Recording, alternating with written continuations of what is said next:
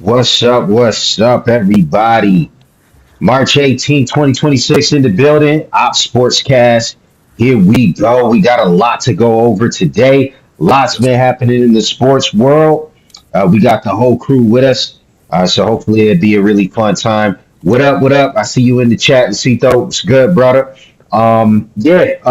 Let's just let the folks know what we gonna be hitting up today. We're gonna be talking to MLB and what went down in the WBC. Really exciting finish last night between Venezuela and the United States, but a lot has transpired since our last podcast, so we're going to be getting into that as well.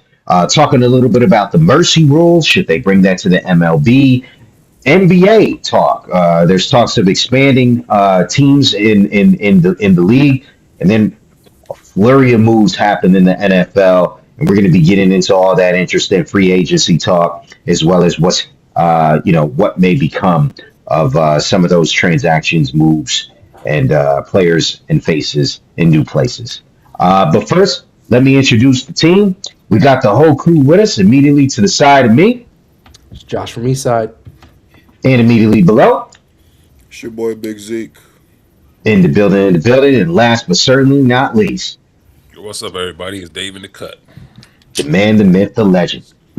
All right. Yes, So sir. yeah, crazy finish yesterday. I think it was very surprising to see how things kind of like melted down. I think a lot of people were really excited when Bryce Harper hit that home run. That's if you were rooting for Team USA. It felt like things were changing, and then of course it didn't.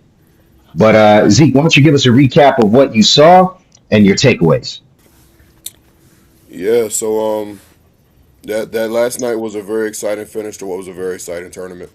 Um, I thoroughly enjoyed watching these teams play. I enjoyed the biggest thing that stuck out to me was like this the joy that Venezuela exuded once they won that game. Um, it almost felt like I wasn't necessarily pulling for Team USA. I'm not as patriotic as I used to be, so I really didn't care who won that game. I was more pulling for Venezuela because my boy Ronald Acuna Jr. is a member of that team. So um, it was very what's the word I'm looking for? I don't know. I really enjoyed watching them come together as a squad and pull through.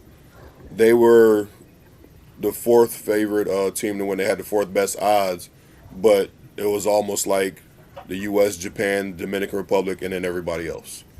So even though they were quote unquote one of the teams that were supposed to be in contention, I don't think anybody expected them to uh, get by Japan first of all, and then to be able to go out and compete and beat up on the U.S. team like they did.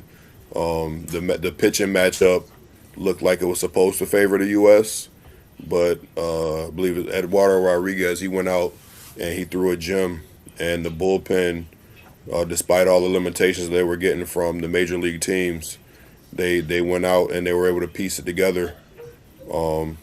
The funny thing is, the guy that closed the game out, his parent, I think it was the Cubs, they said the only way he was going to be able to pitch last night is if it was a save situation. And when Bryce Harper hit that home run, it looked like he wasn't going to be able to pitch. And then the very next inning, Venezuela went out, took the lead, and it was like, oh, well, here comes their star closer. So just all out exuberance and excitement from that team. It was refreshing to hear Eugenio Suarez. Really don't hear much from him because I don't watch a whole lot of Mariners and Diamondbacks games. That's where he's been for the past couple years. But every time he had a microphone and a camera in front of him, uh, 80 to 90% of his interview was just giving glory to God and talking about how important Jesus was in his life and how they felt God's presence in their team and um, talking about how they were more than just a team. They're that's a family, and it almost felt like listening to the interviews after the game. It felt like the right team won. It almost felt like if the U.S. won, their joy and excitement would have been more relief, where Venezuela was like, yo, this is for the country.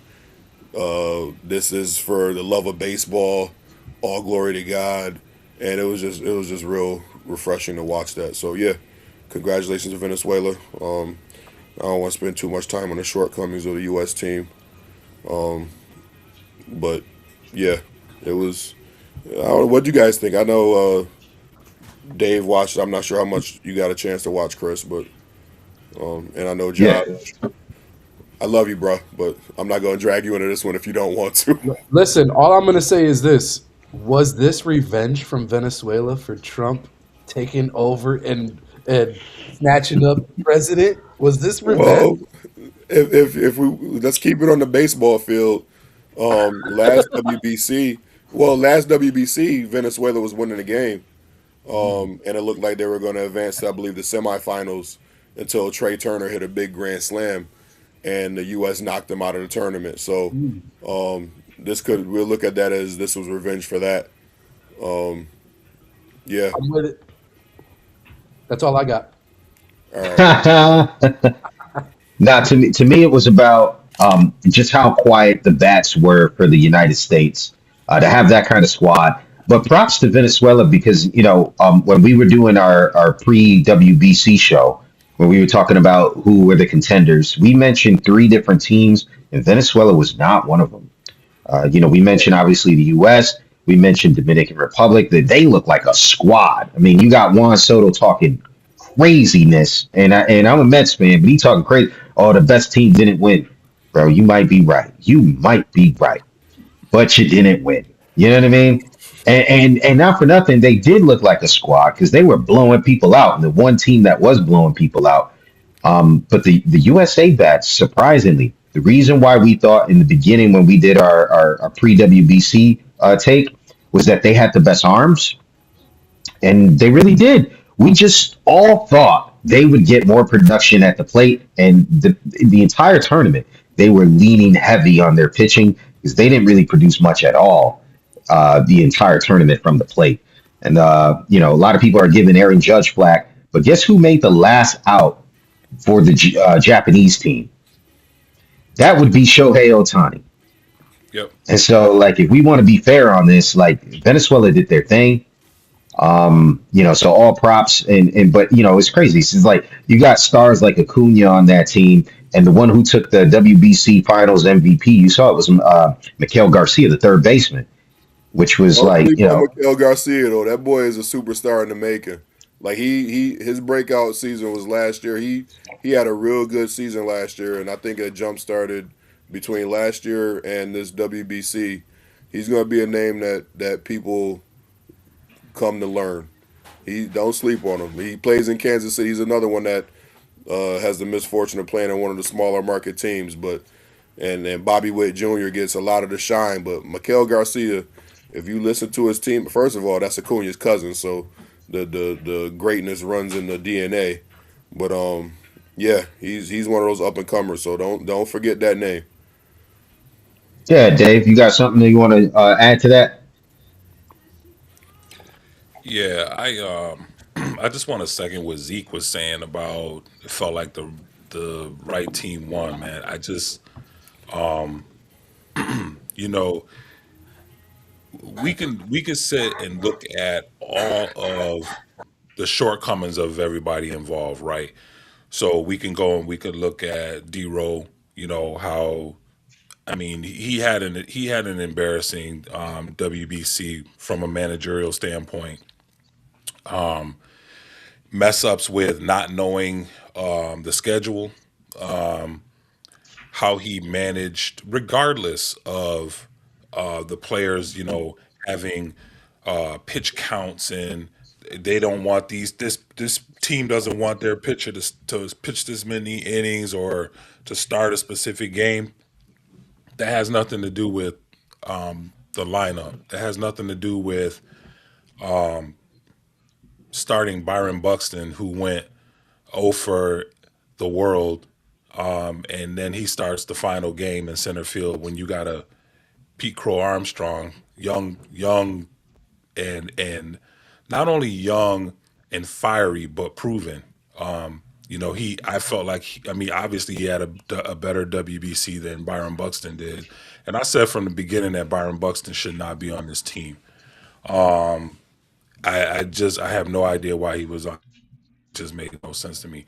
But the manager made a bevy of mistakes. And again, people are going to say, well, he was handcuffed by the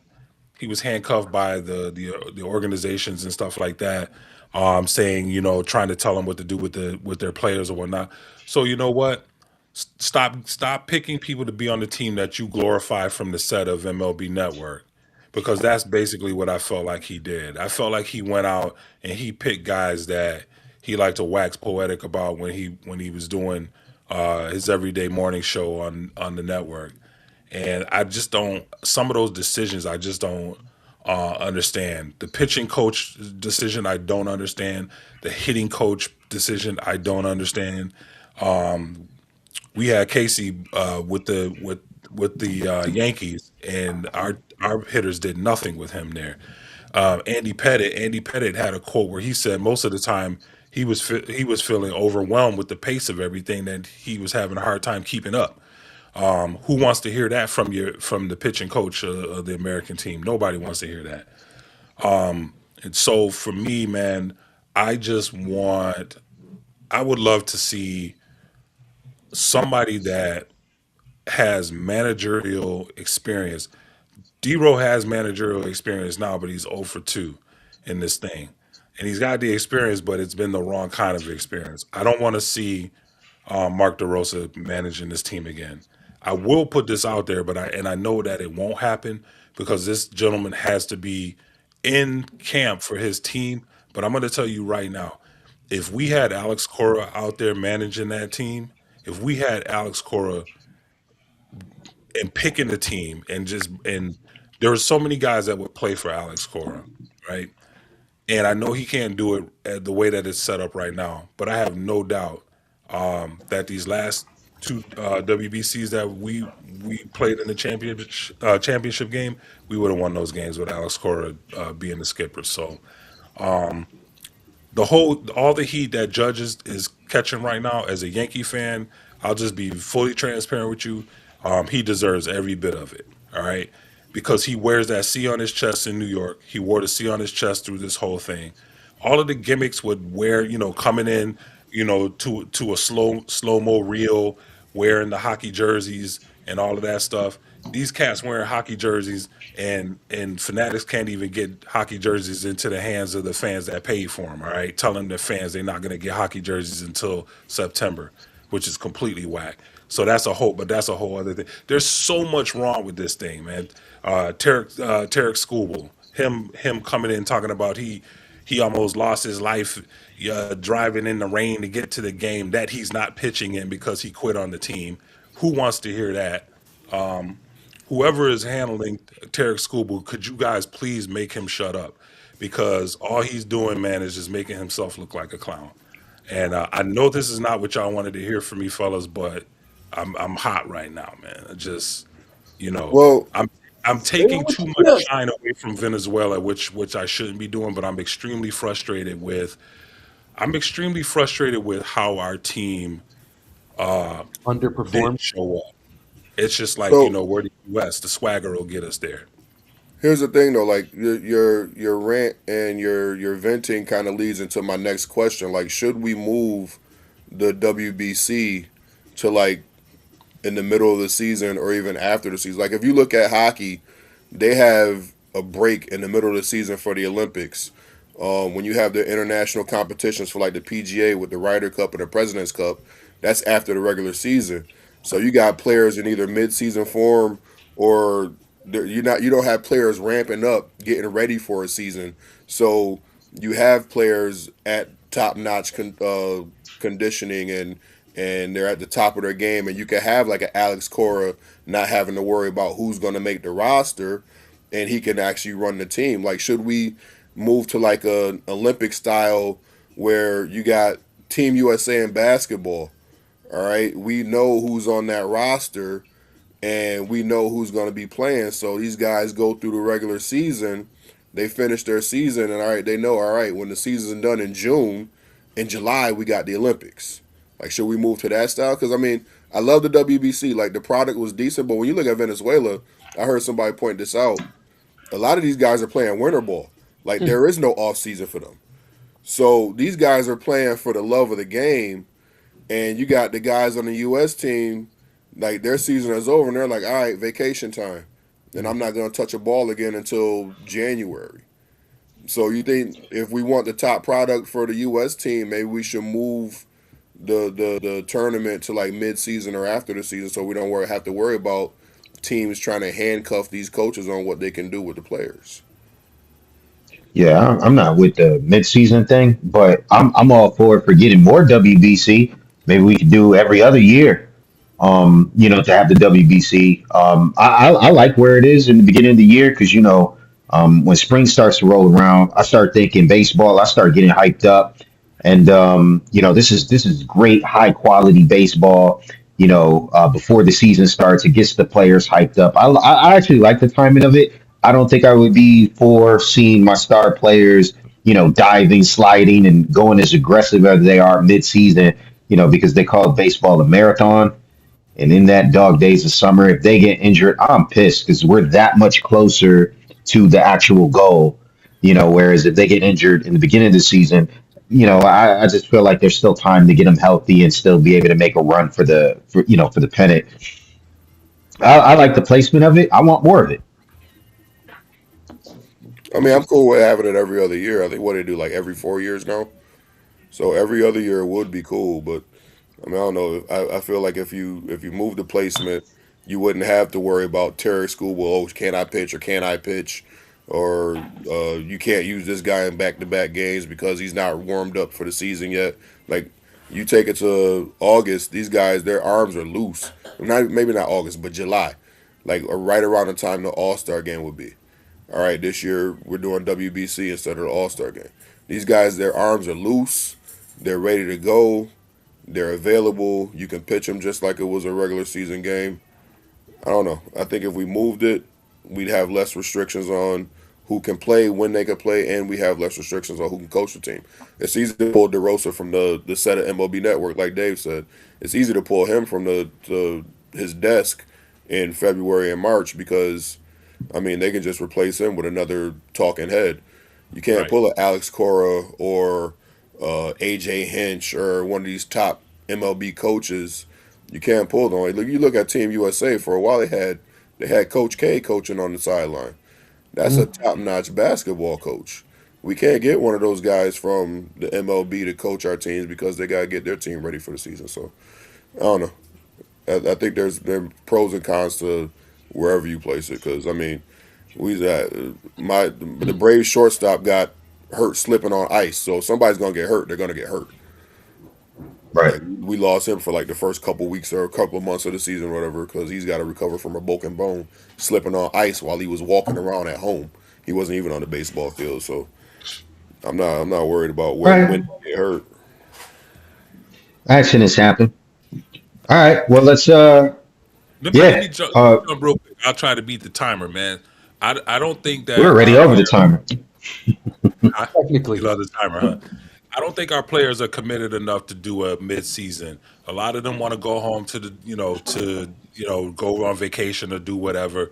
I don't think the commitment is there for that. They're going to take the time off to get as far away from baseball as possible. And Um, that's why I don't think we'll ever win one of these. I mean, it's gonna take lightning in a bottle because you got guys from like Venezuela and Dominican Republic and all these other countries. They're playing for country. yeah, Like they and they're ready they to go at the drop of a hat. Yeah, you say let's go, let's put our flag on our chest, and they're going. It's like That's Team it. USA. It's like, yeah, maybe not. I don't know. I got 50 Yeah. million. I don't need to play. Yep. So just as a comic relief, though, could you imagine if they did put this in the middle of the season and to watch the player on your favorite team go from ho hum, swinging his bat, walking back to the dugout, to being fired up like that the next day because they got their country's name on their chest?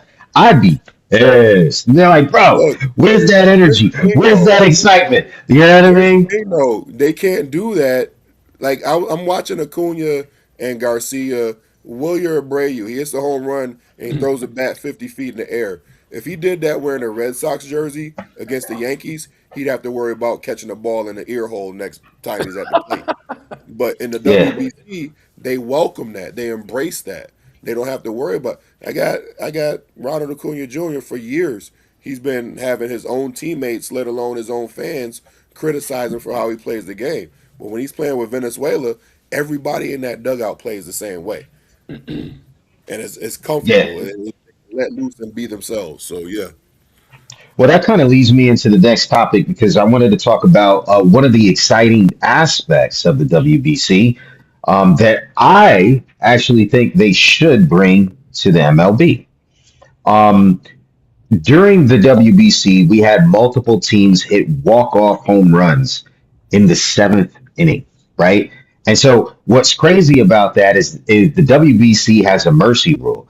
After a certain period of time in the game, I think it's seventh inning or later, if a team is up by more than 10 runs, the game is over. And so it made for exciting theater when we see cats like, Austin Wells, the catcher from the New York Yankees on the Dominican Republic, hit a walk-off home run. Juan Soto did the same thing against a team in the WBC where he hits a walk-off two-run shot, and everybody celebrating at the plate. Walk-off home runs are amazing, no matter when you get it. And so, to me, my contention is why not bring that to the MLB? Because one of the things that people were complaining about last year is when you had those kind of blowouts, teams would try to put like position players in. And they were actually thinking about making a rule that was against that because they felt like it ruined the integrity of the game.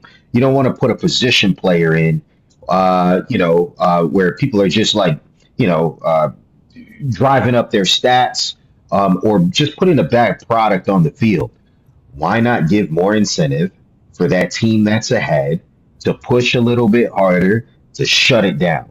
And that way you could also save arms during the season. It's a marathon, like we just finished talking about. And so if you need these bullpen arms and you're trying to save them by putting in position players, you're doing that because you don't want to wear out your relievers, right? But the team that is up and ahead has that incentive as well now that maybe I can also save my bullpen arms if we could just steal that base, move that runner over. Doesn't matter if we're up by nine. Bunt that guy over. Let's get that 10th run in. And so my contention is I think that would be exciting to bring to the MLB. And I don't think it takes away enough for, I don't know, for even the purists to disagree. But I might be wrong. What do you guys think? Dave, I'll go to you first just because you're an MLB purist. What do you think, brother? Um, so I don't think that I don't think a mercy rule is good for MLB, and it's for one reason and one reason alone. Each team gets 82 home games, right? Am I is that that's right? 82 home games, right? 81. Hmm. Is it 81? So I don't yeah, I'm giving them an extra one. So 81 home games. What do they get their revenue from season ticket holders first of all, concessions, the gate, whatnot. What do you do when a game mercy rules? Are we going to set a inning? Hey, after this inning, or are we going to say, if they go up 10 runs in the first inning, if they don't score, the game is over. So then No, you no, get they a didn't one. do that in the WBC. It Huh? was after 7 innings. Okay, I'm just saying, There was like, also a 5 inning rule too. It was 15 runs in the fifth inning or 10 runs by the seventh. yeah.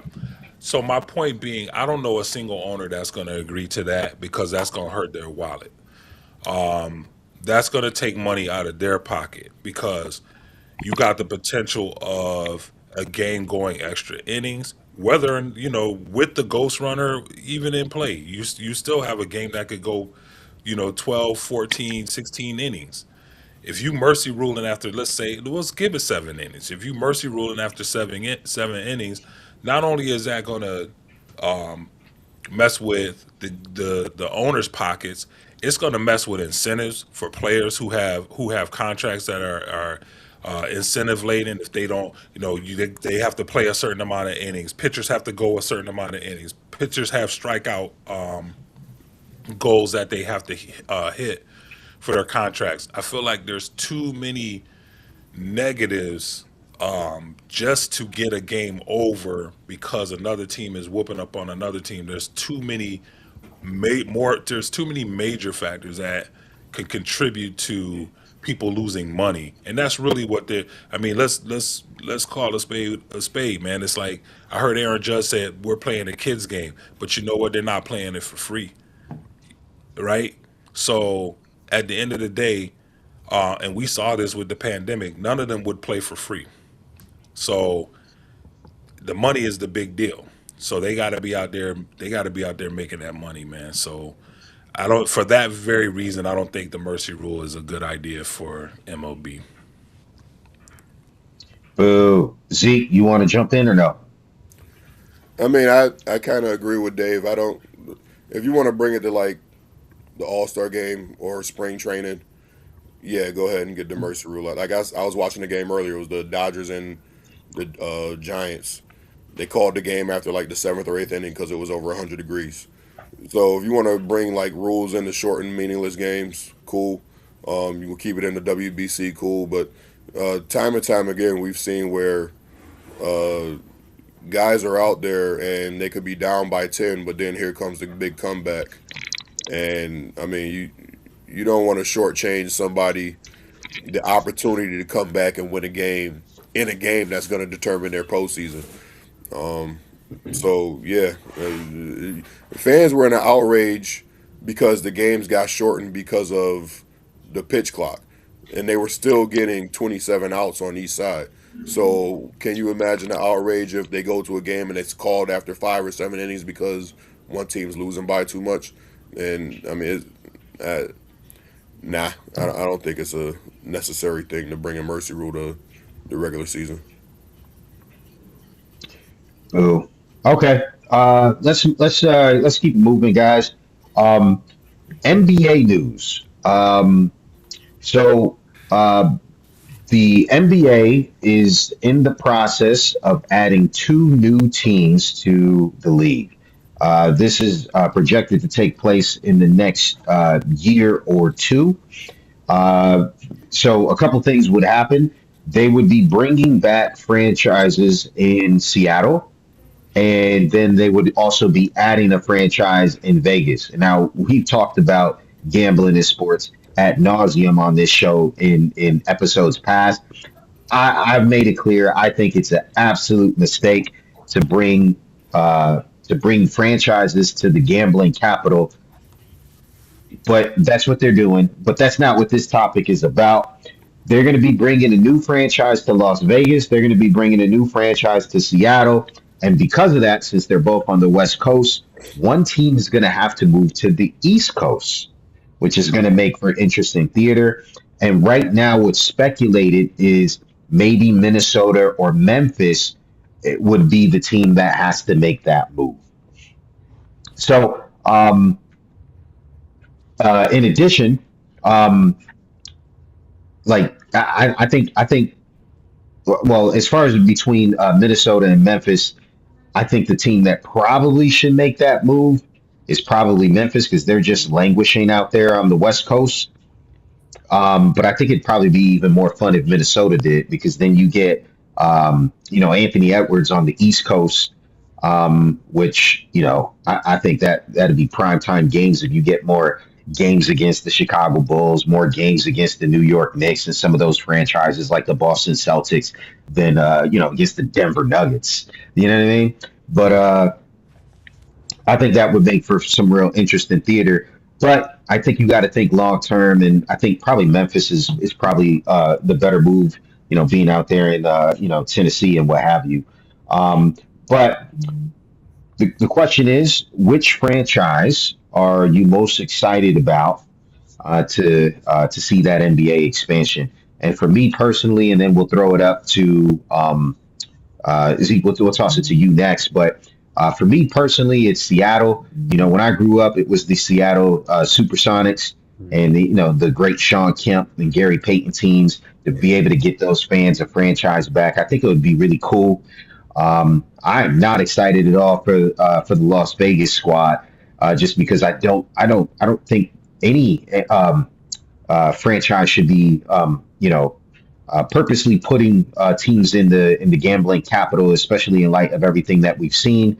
But here we go. So the team I'm most excited for to get back is probably Las Vegas, and then I know there was talks about potentially starting a franchise in Virginia Beach, but that kind of fell through. I would have loved to have a franchise in Virginia Beach. If you guys know, that's where I live pretty close to Virginia Beach. I think that would have been really awesome, but we didn't get that. But I'll toss that to the crew. Zeke, is there a team that you would prefer to see move to the Eastern Conference? And also, is there a team that you're more excited to see join the league? As someone who has a self-diagnosed mild case of OCD and who also followed the Dallas Cowboys very, very closely while he was growing up, it always bothered me that they were playing in the NFC East, where they were smack dab in the middle of the country. That's one of those things that never sat right with me. So, for the sake of geographical purposes, if somebody's going to move to the East, it needs to be Memphis. Just looking at the map, they're more east than Minnesota is, so they should be in the Eastern Conference if somebody's going to move. As far as which team I'm excited to see resurrected or get a franchise, the only correct answer is Seattle. Like they most definitely deserve.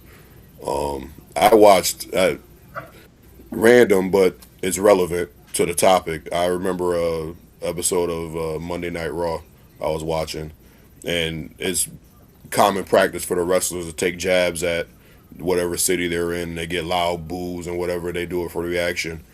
This one wrestler mentioned something about the Sonics leaving, and he literally got booed out of here. Like he couldn't continue his segment. The boos were so and it's not like you could tell it wasn't even pumped in. Like they really wanted to like get at him and put hands on him. That's how passionate they are about having that franchise. So I would love to see the Seattle get another franchise. Please make it the Supersonics. And opening night, the first thing they should do is retire Sean Kemp and Gary Payton jerseys. I think that would That'd be be a dope. great way to bring that franchise back. That'd be dope. Very good take. Dave, you want to jump in, or should we move on? We. I just don't want to see Vegas get a basketball team, man. I don't. I really don't. I just that's all I got. I mean, I'm very happy to see Seattle getting a team. I agree with Zeke. Retire Peyton and Rain Man's jerseys, man. Make them ambassadors. It'll be a beautiful thing, man. That's it. That's all I got. Okay, cool. All right, so moving on. We Josh, got we don't get it. Give I'm Josh a I'm take I'm on this. invisible. Josh. He actually Oh, likes my bad. basketball. I'm invisible. Yeah, It's Josh, okay. jump I in. Jump I, I in, brother. accept your apology, Chris. It's all good. Thank you. Um, so I'm gonna answer this in reverse. Team which think should move with the expansion is actually someone you guys didn't mention. And if we're talking latitude, longitude, it's Oh, got to be the Louisiana Pelicans, the New Orleans Pelicans. It's got to be them. It's got to be. We're talking It's not gonna be geographical. them because you messed their name up. I did. I said Louisiana on purpose because I don't think anybody follows New Orleans Pelicans and is a fan. I don't think I've ever met a fan of New Orleans Pelicans ever in my life. Um, but if we're talking geographical, it's got to be the Pelicans. I mean, they're the closest to the East Coast if you look at latitude, longitude. Um, so I would go with that. But I'm gonna go against the grain here. I understand and I agree that uh, sports betting has not only ruined the sports world, but it also feeds a very addictive issue in society with betting and poor management of money for a lot of people. But I would say if you've ever been to Vegas, it's more than just the strip. Um, it's a beautiful city. I have an It aunt who really lives in is, man. Vegas, and when you're driving down the main highways, you're wrapped snow-capped mountains all around you. It is a beautiful sight to see, to be honest. And I prided myself in saying that, especially as a firm believer, I would never step foot in Sin City, and I did exactly that, and I've been back 5 times since. And to be honest, I enjoy my time in Vegas off of the strip. Um, it's just, again, it's a beautiful city. And there's a lot there. And if you're a foodie, man, you're missing out. Vegas has some of the best food that this country has to offer. It's amazing. But I say all that to say this: who doesn't love a one-stop shop? You can go to Vegas and catch a football game, professional football game. You can go to Vegas and catch a professional baseball game if you like. You can go to Vegas and catch a professional soccer game. You can go to Vegas and catch all professional sports except for NBA right now, unless they're doing some special viewing or hosting some special tournament at T-Mobile Arena. Now you can get basketball on that. And it's a one-stop shop. If I want to go all in, I can go touch every major sport right there. And so that's why I see this as exciting for Vegas. I agree with you guys. Seattle Supersonics, hopefully that's going to be the name. They're going to keep on with it. They're going to bring back past memories. And yes, I agree, Zeke. Retire Kemp and retire the glove. That's like a must do. And that's going to set off the excitement for the season, no doubt. But I'm I'm I'm with it. I'm with it for Vegas, and I think that's just gonna add to the pleasure of being a sports. I love watching sports. I love being in the arenas of sports, and having basketball in Vegas as a one stop shop to hit up every sport if I really want to is an A plus for me. Hey, before we move on, and all your listing of the sports in Vegas, I gotta give a shout out to the WNBA champion Las Vegas Aces, um, because you failed to mention them, I and did. with the reigning MVP Asia Wilson. So shout out Asia. I know you ain't gonna see this, but whatever. Way to warm up me, man. I'm just saying, don't get me I, too, man. I also didn't mention like UFC or boxing or anything like that, but Yeah, I mean I let it. WWE. That WrestleMania is in Vegas this year, so Yes, sir. Vegas is a hot spot. That it And is. to be honest, you don't have to be in Vegas to get caught up in gambling. I mean, you can go to Yep. Del Lago in Waterloo, New York, and there's a DraftKings area right in the corner. So yeah, right. You be if you were a Hands. legit junkie, you could be sitting in church on Sunday morning placing a last minute bet on the Bills if you Very really true. wanted to. So you don't have Very to Bro, be true. in you can Vegas to jump get on caught up in whatnot. gambling. You can jump on whatnot right now and get caught up chasing Freddie Freeman and Ronald Acuna cards. All right. No Right. doubt. So gambling is going to get you wherever you are if it's going to get you. So No No doubt. yeah. doubt, man. Good stuff, fellas. Agree Cool. 100%. Let's keep it moving. All right. So what we wanted to chat about was interesting kind of side quests here. Should athletes be obligated to give up their historical memorabilia from their careers? And so, Dave, this is something that you brought to the table. Why don't you expand on that a little bit and let us know your take on that? Sure thing, man. So, uh, one of the big things that has always existed in sports is milestones, right?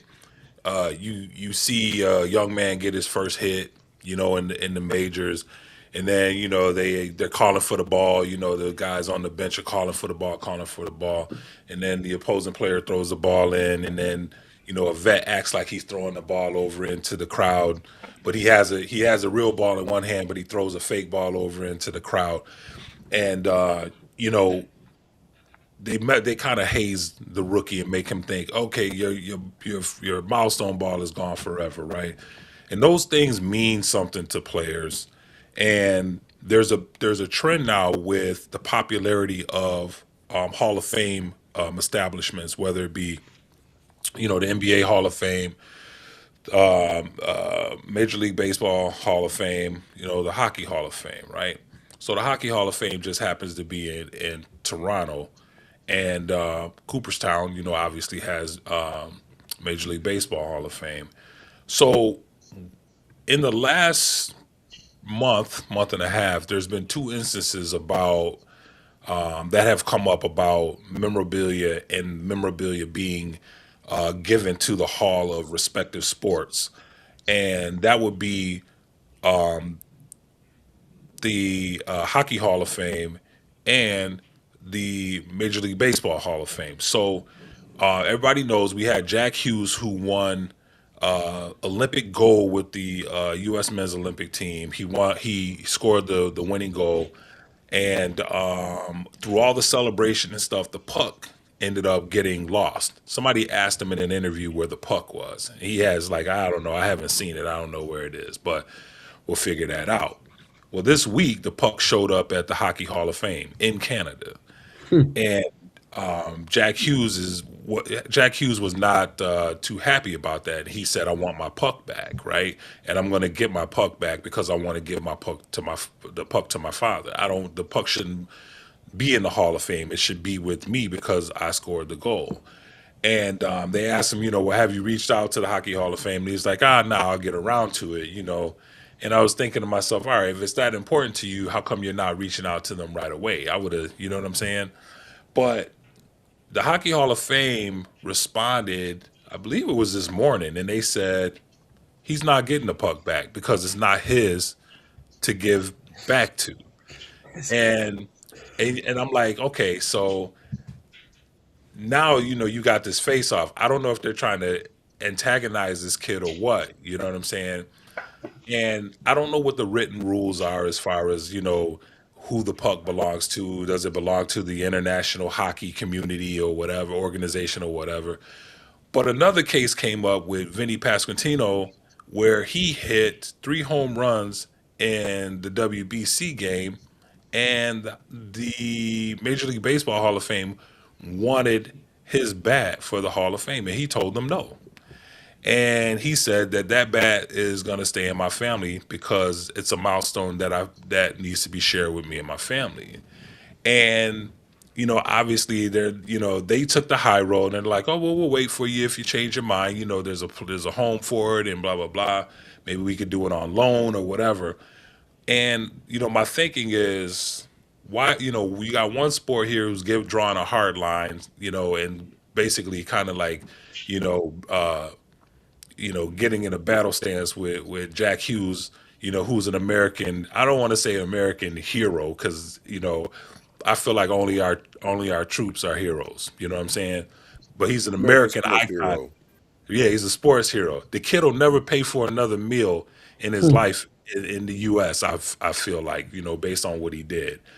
But so I look at the extremes of both instances, and I'm thinking, where do we draw the line, man? Like, at what point should these establishments stop trying to hold hostage or feel like they have to take everything that happens that's monumental and throw it into a shrine for people to come stare at?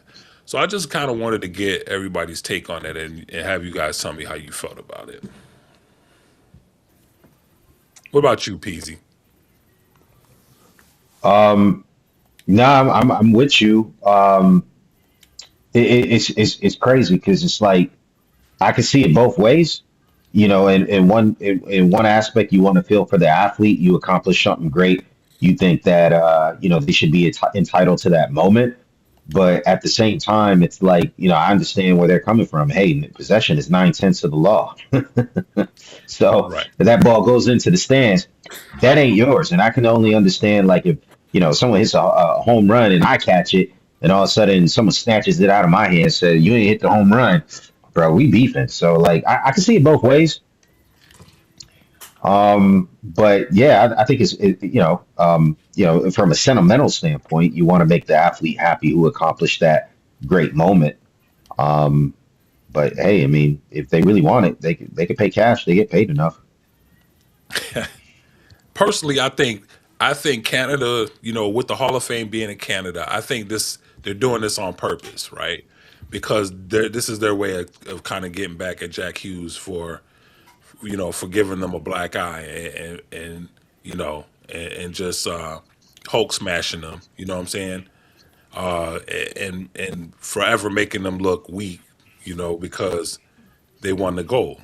So I just think this is their way of trying to get back at him, bringing the puck on Canadian soil. I mean, they already took his tooth and spilled his blood on the ice. What more do they want? No man, what do you think about it, Zeke? So, forgive my voice, yo. But I think if these halls of fame want to like display the memorabilia for like a period of time, like you mentioned, like a loan or something, like give it to us for a year or a couple years. Give fans a chance to come see it, take pictures with it, whatever, and then when we're done with it, this is for you. You take it, and if you ever want to get rid of it, or if you pass on and your family wants to give it back to us, cool. Because I mean, if anything, if Pasquatch, Vinny Pax, that's his nickname, Vinny Pasquantino. Um, if again going back to how much this tournament meant to like the countries that they were playing for, I'd want it on display in Italy. Um, just because like it signaled Italy went on. They kept calling them Cinderellas. You look at that lineup; they had some dogs on that lineup. So um, it was surprising the run they went on. But when you take a deeper dive into that roster, it's like all right, they kind of needed that. Um, so yeah, if the halls of fame really want to display these in their buildings, then yeah, take it on loan, 1, 2, 5 years, whatever. When you're done with it, give it back to the player who performed the feat, Hmm. and then if they ever want to give it back, that's their prerogative. But to just say, "Oh well, we got it. Sucks for you. If you want to see it, come to the Hall of Fame and see it." Yep. That's not cool. That's a great perspective, Zeke. I forget, it was like a podcast I was listening to. It was talking about how I think it was like the Sisters of Mercy or something like that, that they bid on collectibles, but they're very disciplined in how they bid on the collectibles because they feel like if it goes over a certain amount, they just kind of feel like we'll get it next generation, right? We'll get it whenever it goes up for bid again. And I think you're spot on. The Hall of Fame is going to be there long after these players are gone. So even if they possess it for their lifetime, they'll get it. They'll get it next time, and Hmm. they'll be able to display it and be able to make a profit on it. You know what I mean? And in that next lifetime. So very, very, very good take. Let's keep the podcast moving. Let's get on to Hold the up, hold up, unwritten code. hold up, Josh. What about Josh? Josh, you got a take on it or? No, I think you guys summed it up. Okay, Good takes. all right. I just want to make sure you have Okay. anything to add. Really. Okay. Cool. Sorry, Pete. Yeah, because we're running over on time. I want to make sure that we get to Josh's NFL talk. And so the unwritten rule of hockey here. Um, Dave, why don't you tell us a little bit about this? Because I know this is a oh, I thought I cut off again because I saw the screen went Oh, black. that I'm was like, me. dang, Sorry. again? That was See, my that's bad. what usually happens when it cuts me off, right? But That was my bad. Give it nah, time. it's all good. Sure. It'll happen at some point. This podcast, PZ will make his normal exit from the podcast here. The code where a teammate immediately jumps in to defend, right? Why don't you tell us a little bit more about that? Yeah, so let's talk about this real quick. So, the temperature in the NHL right now, man, seems to be that fans seem to feel that players are getting soft, man, because the the the code where a teammate immediately jumps in to defend a star player after a big hit, or or just kind of being roughed up. They fans feel like that's kind of starting to fade out, and a lot of them aren't happy about it. And it really, it's been happening for the last.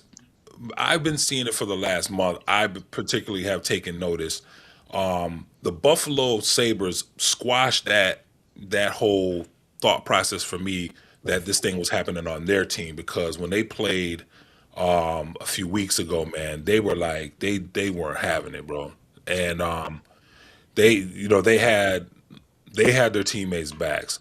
But it seems like lately, there are teams that are not taking that approach. And so, in one instance, where the player named Radko Gudas, he ended the season of a player named Austin Matthews, who played for the Toronto Maple Leafs. And what he did was he deliberately went at Matthews with knee on knee contact, and he put Matthews out for the rest of the season. And obviously Toronto's not going anywhere. They're not going to be in the playoffs or anything like that. But it still speaks to the fact that when it happened, he had teammates on the ice with him that were they just stood around. Now, Matthews is the captain of the team. Nobody did anything, man. Like, they didn't go after Gudaz or nothing, man. They let the dude kind of skate around, and he was looking back at Matthews while he was on the ice. And it was just like a really, really whack response. And so, fans are really looking at this thing like, it's the kind of the quote unquote death of the immediate response. There's no gooning in hockey anymore. Back in the day, man, every team had an enforcer, and it seems like, the day of the enforcer is kind of going away. And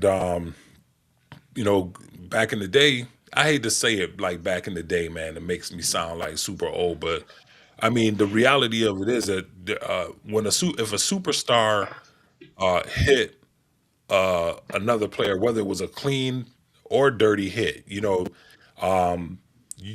there was gonna be a response, and it was gonna be immediate.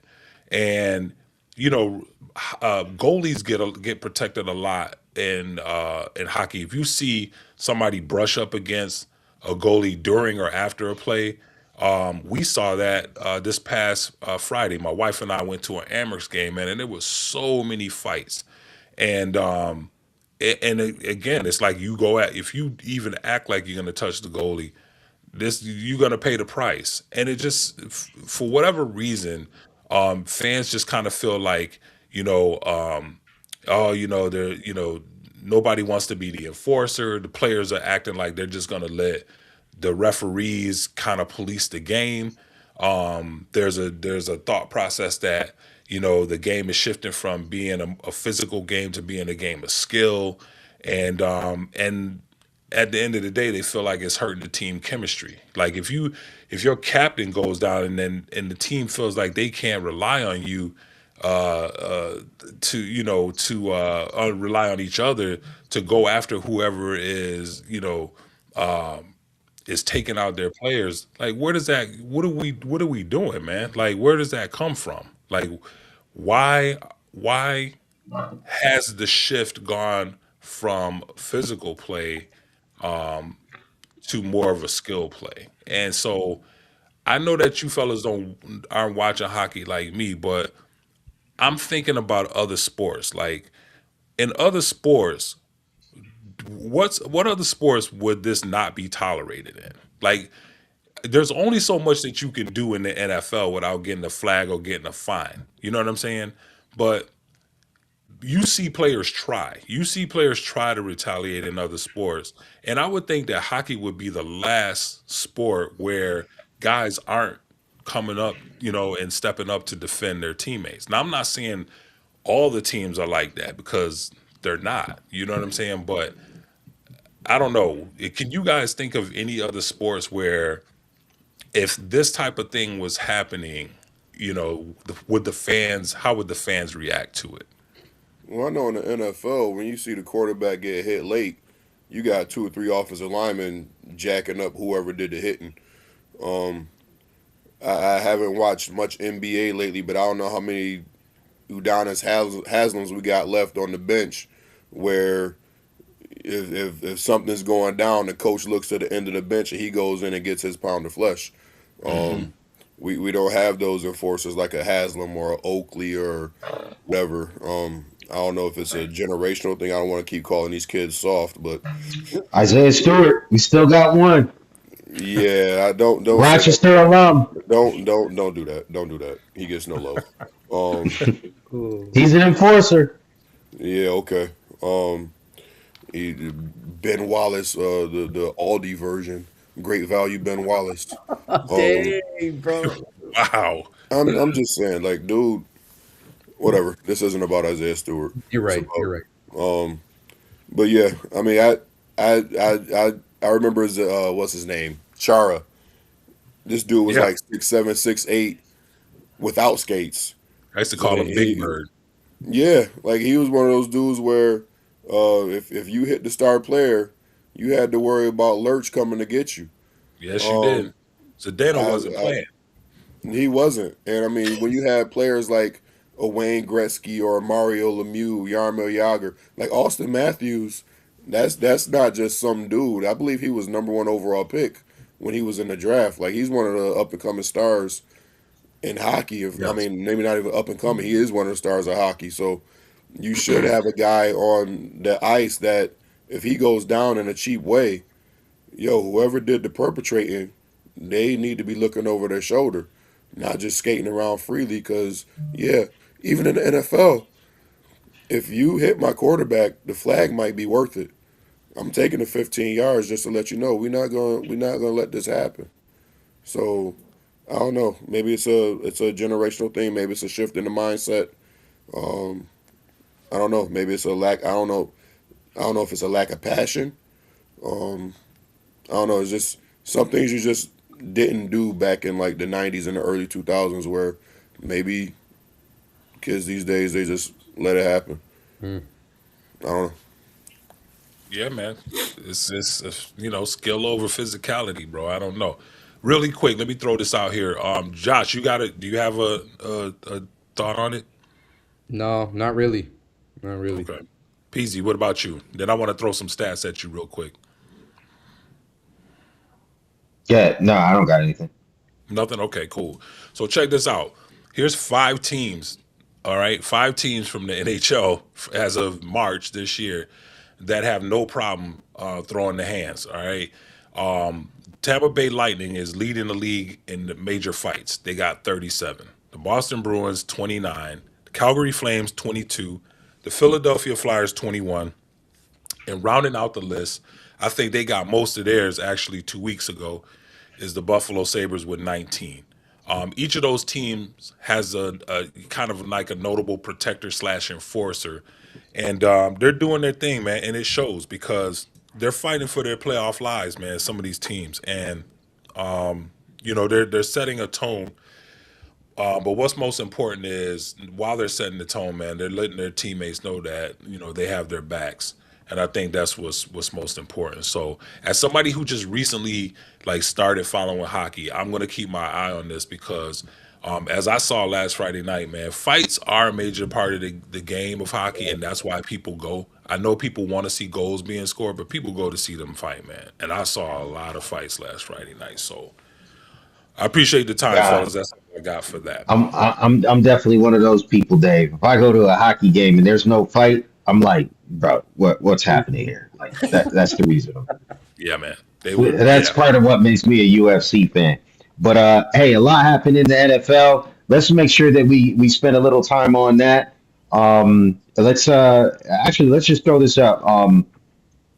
Hey, you throw it up on the screen for yourself, Josh. There, I think and I brought this up in our private chat. I thought it was crazy you know what the Miami Dolphins are doing. I mean, you get Malik Willis, the prize free agent quarterback, and then like you absolutely tank the season. Like you got 175 million in dead cap money. Like Josh, what are they doing there? And like if you're Malik Willis, why did you just sign there? What promises were you given? Why would you take your career? Yeah, I'm just as baffled as you are. I appreciated you bringing this up, and I feel like it just is it should be discussed about. And for me, this was my take right here, basically in question form. With 175 million in dead cap money, are the Miami Dolphins potentially tanking the 2026 season for hopes and drafting Arch Manning in 2027? And I mean, you just said it, Malik Willis, the prized free agent quarterback. I think Malik Willis still has a lot to prove in his game, although he played pretty well for Green Bay in the absence of Jordan Love. I think a part of that is coaching. Having Josh Jacobs behind you, and then having a decent O line right there in Green Bay. I think the system allowed for success from Willis, not taken away from his game or his abilities whatsoever. And so that's what made him likable in the free agency. And so I think inevitably you saw the writing on the wall with Mike McDaniels and with Tua. Um, they were goners, right? We talked about it again in episodes past. We were surprised that Mike McDaniels didn't go as faster than when he did, but where this is what I'm looking at right here. The Dolphins' largest cap hits right now, as it stands, is right here. Tua, who now was traded to the Falcons, $56.2 million. Bradley Chubb, who was traded to the Bills, $31.2 million. Tyreek, who's a free agent, $28 million. Jalen Ramsey, who's with the Steelers, $20.8 million. Jalen Ramsey, mind you, has been off the Dolphins squad for a couple years now. Yeah, he has. And Minka Fitzpatrick, who was just traded to the Jets, $12.9 million.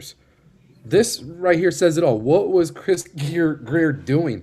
I feel like Miami's window for any thought of a push at a postseason run to a Super Bowl was when these guys were playing, and everybody still had questions about when these guys were playing. And so I think everybody liked the grit of Mike McDaniel, and wish him good luck in his new role. But I really can't make sense of this dead cap money right here, and conceivably think that the Dolphins have any chance at any postseason success. So, what are your guys' thoughts? I like Lucito's comment. We should throw that up on the screen. I got you right here. And put the little this just in. Miami is already out of the playoffs. They've been officially eliminated. Well said, brother. Well said. Not to hurt my own feelings, Josh, but um, take a wild guess if you're a Miami Dolphins fan, when's the last time you experienced a playoff win? I couldn't even tell you. Take a guess. 1993. Not far off, brother. They haven't won a playoff game since the year 2000. Wow. They got players in the league that were born after that now. Yeah. That's just wild. And so the fact that they're already eliminated from the playoffs, we're breaking this news live, by the way, is just crazy because it's going to go another year. But what's your thoughts, guys? Dave, you want to jump in? Yeah, man, I'll jump in real quick. Greer definitely has something on the owners or something, bro. I don't understand this, man. Like how do you allow this to happen and maintain a job? I really don't. I don't know how did they crawl out of this though? And I mean, you look at some of the names on here, right? So Ramsey, who I believe was his last stop with the Dolphins, or was it with the Rams? Rams, I think. So they're paying him while he was with the Rams and now while he's with the Steelers. That's absurd. Like Rick James said, man, that is absurd. I don't understand that. Yeah, let I me I really see. don't. Jalen Ramsey. Yeah, let's see. I take that back. So Jacksonville Rams. No, it was Miami. He played 23 Was and it 2 okay? Oh in my Miami, goodness, bro. and then was But just even traded. even still, that hit though, Yeah, that's $20 million hit. yeah. Tariq, I don't know, man. I could have saw that coming with all of the off field stuff. I mean, they were bound to that, man. There was no way in the world that they were going to keep him there with all of that drama. So I knew they were going to eat some of that money. The Tua money, though, man. Yeah, Oh my that's goodness, man. wild. I mean, Yeah. but Bro, let at me the end ask. of the day, though, why do you give him that type of contract when you know he's injury prone, man, and like at any moment his brain going to turn the scrambled eggs, man, Mhm. and he might be out for the rest of the season. Yeah, throwing gang signs. Hey, let You me know, let me throw this question up for the group. mhm. If you're Malik Willis and you're the most prized quarterback free agent on the market, do you think he accepted this position with the Dolphins because he had no other choices? Or do you think he was chasing the money? Or do you think if you were in his shoes, you would chase the money or the best opportunity here? Well, I mean, I understand he's got to take care of his family, but what do you think he was his mindset behind the Dolphins? I'm gonna take a quick touch of this, and if you guys haven't noticed, during our all of our talks, we got a new countdown timer so that we don't go too crazy over limit on discussions and try to keep things moving in a good flow. So I already messed up. I had to start that timer late. Got to do better at that. But I'm thinking um, if I'm Malik Willis, I'm doing both. I'm putting myself in a prime position to A, show off my talents, and B, make the most money in doing so. And I think the Dolphins presented that opportunity to him. I think it's going to be a tough ask of Malik Willis to really make the Dolphins shine, especially with losing so many top players. But and all the questions of how the team's gonna succeed with new coaching staff. So, I mean, I don't know any history, if there's any history with Malik Willis and anyone on the coaching staff or in the Dolphins organization, but I think it was a mixture of both. A, get the most money I can get right now, and because I've been a backup quarterback basically for this year, and who knows what the future holds. And then B, put myself in the best position that I can to start and to make a name for myself. And so that's my thought process here. If I was Malik Willis, Quick question for the resident non-caring football person. Um, what made Malik Willis the prime premier quarterback for? Was it like just lack of options, or like is he really like just somebody with a whole lot of untapped potential? Because I was doing some research on him last week when we were talking about the signing, and I was shocked that he got the money that he got because I didn't see the production on the stat line. So what made him that guy? Yeah, this is so a legit question. Like, please enlighten me on why. sure. So I'll add to that just a little bit. So his recent games, if you look at it, so he played those last four regular season games starter because Jordan Love went down. In those four games against the Baltimore Ravens, the Chicago Bears, the Minnesota Vikings, and the New York Giants, Malik Willis' stats were, and I just had it up here. I'm gonna take that back right here. He was 85.7% completion rate for 422 yards, three touchdowns, and a 145.5 rating QBR. And so So, so that was his stats last year with a what you would say is a hungry Packers team hmm before Jordan Love went down. Jordan Love obviously made that team much better. But in his four playing time, like nobody expected Malik Willis to come in a backup role and do that, and he actually did. He played well, and I think that's what put some spotlight on him and made people realize like, hey, this isn't the Malik Willis that we saw on the Titans. This is the Malik Willis when he's put in a successful position. this Right. feels like And a Matt Castle, Jimmy Garoppolo type of situation though. Like those are dudes who stepped in when Tom Brady got hurt, and they performed well and went and got big contracts and flopped. Zeke, I don't think that's They the way weren't the in a good NFL sees situation. it. The NFL is a copycat league, and they move in fads, and so they're seeing former number one picks like a Geno Smith, like a Sam Darnold, leave their franchise and have like a revival of their career and have success. Malik Willis was a former number one pick. There was a point where everybody saw star potential in this man. He goes to the Titans. They got a depleted roster. He doesn't do well, and he gets forgotten about. And he's showcasing the talent that made him a number one pick. And I think people are hoping they can have that same kind of upside, which is what made him hot commodity on the market. I'm gonna throw out one more name: Baker Mayfield. Same Baker Mayfield, exact exactly. setup. Same thing. And, and Hold on. so league executives are hoping that Malik Willis will fall right in line with that. This is telling me Malik Willis was picked in the third round. I'm looking at Wikipedia right now. I thought he was the first round pick of the Tennessee Titans, wasn't he? He was picked in the third round of the 2022 draft, 86th overall. Yeah, he was actually number 86. You're right. Oh, okay, okay, all right. Well, I mean, he was. Picking up the current Tennessee Titans quarterback. Oh, Yeah, okay, okay, okay. whatever. I'm sorry. But yeah, I mean, there was a point where they saw a lot in Malik Willis. Dak Prescott. What's that? Cam Who's Moore. asking about Dak Prescott? I don't know. Not even talking about the Cowboys.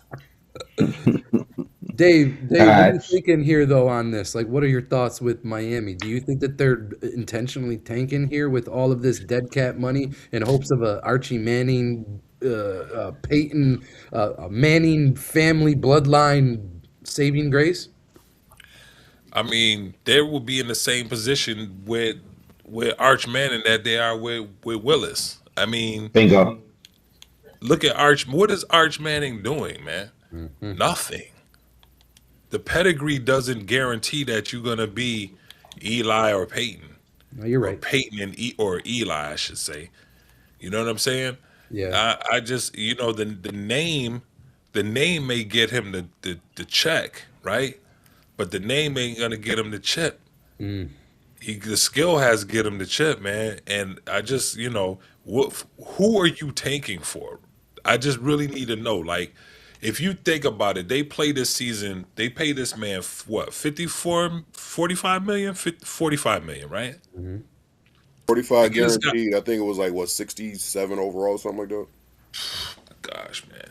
You get this kid this kind of money, man. So here's the thing. He's getting this money. Obviously, he's getting this money based off of the value of other quarterbacks that came before him, right?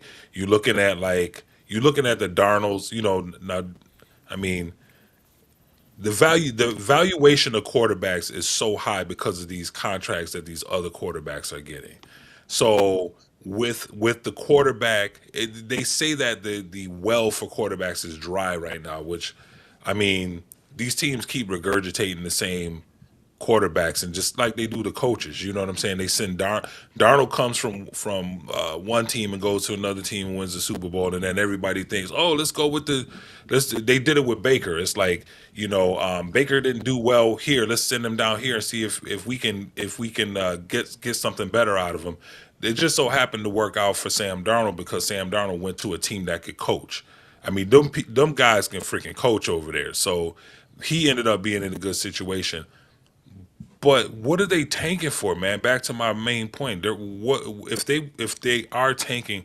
Who is in the chamber in next year's draft that's worthy of tanking for? Who are we seeing? Yeah. Who's the kid that's the 6 year senior who wasn't even going to classes and Oh spent. yeah. I know you're Is it talking for the kid from Oregon? something. Yes, Oregon.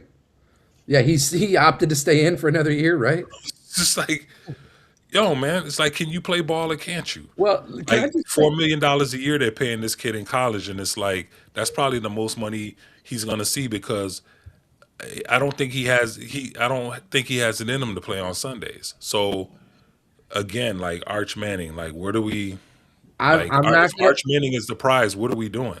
listen, I hear you, Dave. I'm agreeing with you. I understand. Like his numbers aren't amazing, but last year Arch had 3163 yards, 26 touchdowns, 7 interceptions, and a 78 QBR. I mean, they're not horrible numbers. They're not horrible numbers. Yeah, but they're not first round numbers I though. hear Their you, but first round numbers because they're attached to a bid. Paying for Would you say, numbers. Z? I said their first round numbers because they're attached to somebody named Manning. Yeah, His Yes. I last get That's name it, was exactly it. Jones, and his last but name then was that's when you get in Jackson trouble. Smith. That's no, I'm not saying they should be first round numbers, but Mm, that's how it's being viewed because I mean, here's the funny part. It's not even Peyton's kid. It's not even Eli's kid. It's right. Nah, Cooper's man, kid. Nephew. Cooper, man. Yeah. They hoping for So, some residual DNA. really quick, let me just throw this out there. Going back to Malik Willis, he signed that 3 year, 67 and a half, like Zeke said, with 45 million guaranteed, 22 and a half million signing bonus. But check this. The deal is a prove it contract because it was designed with a low 1.25 million base salary in 2026 so that the Dolphins can manage their cap hits because of these names on this screen right now. That's So why. it's backloaded then. So Back. it's 45 guaranteed, Yes. 1.5 off the grip Yes. for his base, right? With Yeah. incentives. Yes. My gosh, man, it's Crazy, even right? worse He than I might get thought. cut. If I was Malik Willis, I would have. This might transition you a little bit, but We will. why not see if the Minnesota Vikings had any kind of interest so you could throw to those studs? Because Hmm. Kyler Murray ends up going to the Minnesota Vikings, and that's a Crazy. fantastic opportunity. But what do you make, Josh, of Kyler Murray? Do you think he might succeed in his new landing spot? Yeah, I mean, I was never sold on Kyler Murray. I liked Kyler. I liked his attitude. I liked that he was like the dual threat kind of guy. He can throw the ball, he can run, probably more able to run than throw. But I was never sold on him. He's on occasion he would put up some good, fantasy numbers for you. But I don't. I don't know. I really don't think that Minnesota is going very far anywhere. They kind of lost. They lost that opportunity when they got rid of Captain Kirk. Um, but you know, I don't know. I think that's going to be one of those positions where they battle it out with Kyler's injury proneness and with JJ McCarthy should be better than what he has been. So I think that's going to be one of those battle positions. I don't think any one of them has like a strong position on being starting QB for the Vikings. But I Here's a do hot want to, take. yeah, Here's a hot take. I think that Shador Sanders either ends up at some point in Minnesota or Miami. interesting Why you say that? Because it's the hot Opportunity. take.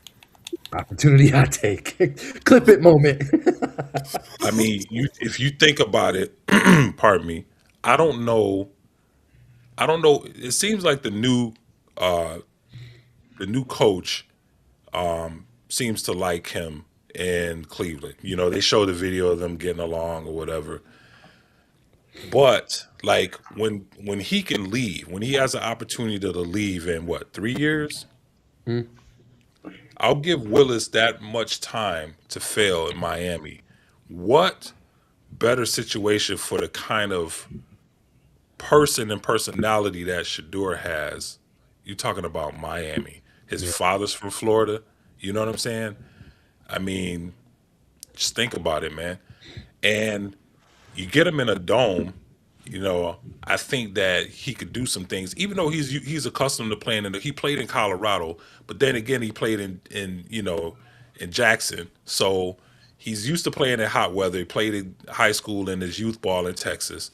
But then you go out to Colorado where the snow is and all that stuff. I don't think the weather really bothered him as much, but you put him in a dome. If he has an opportunity to go to a dome, and he could play his career there, or Miami. I just think Miami for the stunting, and I think Minnesota for the growth. fits the personality. I hear you. I hear you. You know, but Yeah. that's just a hot take for me just because it's Miami. I just think, you know, Well, staying on Miami, Miami Dolphins actually traded Jalen Waddle too. So that's another guy that's I don't even think it was on that list that you just had up on the screen. No. They just traded Jalen Waddle to the Denver Broncos. So now Bo Nix, one of your favorites during the season, Dave, will have that kind of target, that kind of talent to throw to. Malik okay, Willis will not. He won't have Tyreek Hill. He won't have Jalen Phillips. Or excuse me, he won't have Jalen Waddle, right? But the last time that the Dolphins had two picks, because they have two picks in the draft this year, they ended up drafting none other than Jalen Waddle in 2021 and none other than Jalen Phillips, 18th overall. Uh, there's a bunch of teams now that have two picks in the first round. And so we have the Jets, the Browns, the Chiefs, the Dolphins, and the Cowboys all have two first round picks. Um, so, Josh, what team has the best odds of making that splash in the draft? I wasn't gonna take it there. I was gonna save this topic for next week because I was trying to stay true to our new setup here with the timing. But you brought it up. Let's run this real quick so that we can keep things rolling here. But as you said, Jets, Browns, Chiefs, Dolphins, Cowboys. They have two first round picks in this upcoming draft. Um, the Dolphins could make a splash, I guess, and go after a receiver to give Willis to throw to. But in my opinion, right now, it is the Chiefs. Yes, it is. The Chiefs are in prime position to refill their squad to bring hopes back to Kansas City and make Kansas City that former glorious team that they were in the past few years. They were dogs. Don't get me wrong. They were dogs. They've been dogs. With Patrick Mahomes behind the helm, he's a beast. You can't take that away from him. And so I'm curious what Patrick Mahomes is going to look like after this injury this past season. Some people return to their normal self. Some people don't. And so I'm curious on that. But with the addition of Kenneth Walker, I think that running room just got better. But I think that the Chiefs have the chance at making the biggest splash here, and really turning things around for this coming season to give them hopes for being those dogs that they're known to be. Wrong. It's the New York Jets. They're two picks away from being a Super Bowl champion, Josh. No, I'm just playing. Don't let Zito set up on the screen. Josh has weapons now, and he will sun Mahomes again this year. We will see. Let me ask you this, Josh. With those two picks in the first round, who do you think the Chiefs positionally should be taking to get their team to the next step? I'm not going to give you names, but I'm going to tell you what they need positionally. They need a guard up front to protect Mahomes, and they need a receiver. They need someone that will be that dual threat on the other side of. Rasheed. Yes. Rasheed Rice. Yep. So you think they should go wide out, or should they look for somebody to try to replace Kelsey? Uh, well, That's Kelsey's why I coming was back. going. Kelsey's coming back, and I Coming back to don't. the Chiefs, or is he coming back to the NFL? He's I know he said coming he back. wants to play, but is he? He's Okay, coming back. He already said Oh it. yeah, He's he's coming coming back back. this season. okay. But to your point though, Zeke, they need someone to take over that position because he's not going to be around forever. I mean, the dude is getting older. He's got to consider retirement at some point here. He's not Superman, and so I do think that they need to think in the future. They need to think for the future.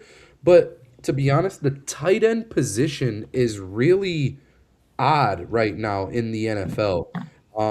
I'm speaking again biased here. I believe that Dallas Goddard is so underrated at the tight end position for the Philadelphia Eagles, and they literally went down to the wire. And I honestly believe that it's Dallas Goddard's. It's just the personality he is. He's loyal to a fault, and he stayed with the Eagles on a 1 year contract. I think he's worth way more than what he got by any means, and I think he could have got way more. Maybe he couldn't because he didn't get it, but I just think the tight end position is really hungry right now for some up and coming stars, and I don't know if there is any. I mean, you got Vegas has what's his name out there, uh, blank again, Brock Bowers, and then I mean, what other tight ends are like Whoa. Trey McBride from the Cardinals. Yeah, but you You got got Ty Warren making an impact in his first season with the Colts. yeah. And then what about the big Kyle Pitts resurgence. Yeah, but Pitts has been around. I mean, He he's had a good really year last year. so yeah. But beyond that, that's what I'm saying. Like you can throw a surplus of names at the running back position. You could throw a surplus of names at the receiver position. You could throw a surplus of names at the center position for God's sake. But tight ends, I mean, they're far and few. It feels like in today's league, in today's game. So that's why I say the Chiefs. And I think to answer your question, Zeke, I think they need to go for a slot receiver. I think they need somebody to help out over the middle because Travis Kelce is not going to be the same as he has been, and Kelce has been that check down receiver over the center for Mahomes for so long. They need somebody to now open that center up, and I think a slot receiver would be who they need to go after. I just don't know who it is in the draft class. Or they could just sign Tyreek Hill and use that draft capital somewhere else. Tyreek's washed too. It's my opinion. Oh, How's he coming along in his recovery? I don't even know. I don't know, man. But if the cheetah makes a full recovery, that's the easiest move to make, man. Get reek back. Yeah. All Who else? right. Here? Jets, Browns, Chiefs, Dolphins, Cowboys. Anyone else want to I stat? think everybody is on the same wavelength as you, brother. I think the Chiefs are the answer here.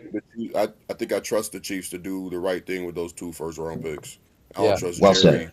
as far as I can throw him. So Yeah, Yeah, but trust in the I Chiefs personally think organization. I think the Chiefs take a guard and a tight end. There's quite a few tight ends out there too, man. Like Mhm. the dink and dunk. Patrick Mahomes has made his living on the dink and dunk. He Yep, built that yeah. relationship with Travis Kelsey, and to take that away, he's got to find somebody with Kelsey's size and somebody that he trusts. And I just feel, he needs a guard to protect him.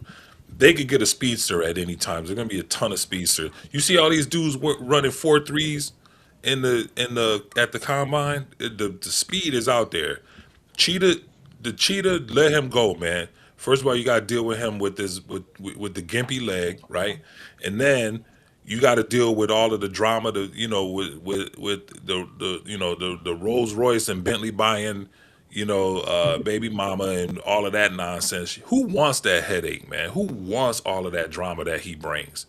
You know, with the 9 if it's gonna kids get him and all other, of that if it's gonna get him another ring, somebody will take that drama. man. I don't know, man. I really don't. I really don't. I Listen, I'll think at say this this. point, I think that ship sailed with the Chiefs, man. If You you know, want a hot take to end the show, bro, the other team that might do well with those first 2 round picks might be the Cleveland Browns, man. We always see every NFL season one team go essentially from worst to first, from afterthought to the playoffs. It always happens every season. Somebody does it, right? Could be the Cleveland Browns. I mean, you got the Pittsburgh Steelers. We still don't know who their quarterback is. I mean, we really don't know who's quarterback in the Pittsburgh Steelers. The Cincinnati Bengals are the Cincinnati Bengals, so I don't think anyone is taking them seriously. They still can't protect Joe Burrow, and Joe Burrow probably is not going to make it to the end of the season, having to go against the likes of J.J. Watt. Trey Hendrickson is now going against this man in the division for the Baltimore Ravens, and Yeah. then he's still got to worry about Myles Garrett. Yeah. He's not going to make it to the end of the season. So that leaves him against the Baltimore Ravens, who have been underperforming the last season and a half, right? And so why not the Cleveland Browns? If they could get upfront help to kind of protect Shador Sanders, and if he can develop a little bit more, you never know. Give him a receiving option out there, because he really doesn't have anyone to throw to. I could see if they make some good decisions, some good choices, that they could turn it around. And heck, they made some good choices last season. Let's not forget they drafted Junkins, who turned out to be a stud. They made some good choices on the defensive end. And so maybe they can turn it around if they can make some good picks this year, but we'll see. I think that's it that we got for the podcast today, unless anyone else wants to jump in here. Yo, before we shut it down, just bear with me for a quick sec. Last week, during the show. I used some pretty inflammatory language. Called Chris a crackhead and made some other comments that were kind of out of line. And I feel like the offense was public, so the apology should be public. So, Peasy, my bad. I will try to remember that, even though I've known you for darn near 30 years. This is still a public forum, and I gotta be careful with how I talk to you. So, my bad. Appreciate you, Doc. Big Very respect. well said, man. Appreciate you, man. That was yeah, respect that. All right, fellas. Anything else we should end the podcast on? I don't think we got anything else. No, Cool. Good. Thank you guys Appreciate for joining us. Hey, we'll be back at it next week on another episode of Opps SportsCast, bringing you all the hot topics. And make sure if you haven't already, especially if you stuck with us around this long, make sure you like and subscribe. Definitely helps us out. We'll see you guys next week. Deuces. Deuces.